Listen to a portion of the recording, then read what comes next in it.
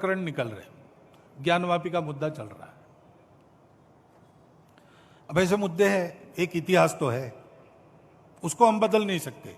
वो इतिहास हमने नहीं बनाया, न आज के अपने आप को हिंदू कहलाने वालों ने बनाया, न आज के मुसलमानों ने बनाया। उस समय घटा, इस्लाम बाहर से आया, आक्रमकों के हाथ आया।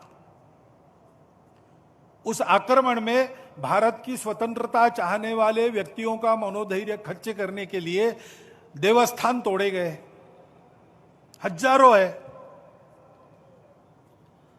हिंदू समाज का विशेष ध्यान जिन पर है, विशेष श्रद्धा जिनके बारे में ऐसे कुछ है, उसके बारे में मामले उठते हैं। अब इसका विचार क्या करना, ये मुसलमानों के विरुद्ध नहीं सोचता है हिंदू। आज के मुसलमानों के उस समय पूर्वज भी हिंदू थे।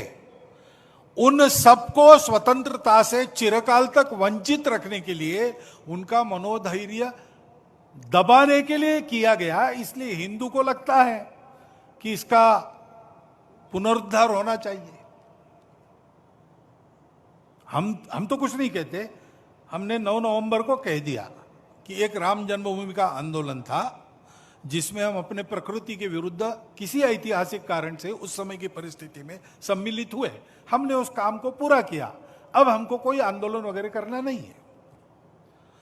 लेकिन इश्यूज अगर मन में है तो कुछ उठते हैं। ये किसी के विरुद्ध नहीं है और विरुद्ध मानना नहीं चाहिए।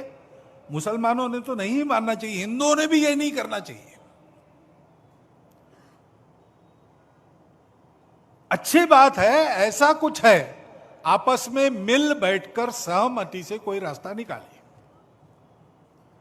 लेकिन हर बार नहीं निकल सकता। इसमें कोर्ट में जाते हैं तो फिर कोर्ट जो निर्णय देगा उसको मानना चाहिए। अपनी संविधान सम्मत न्याय व्यवस्था को पवित्र सर्वश्रेष्ठ मानकर उसके निर्णय हमको पालन करने चाहिए। उनके निर्णयों पर प्रश्न चिन्ह नहीं लगाना चाहिए।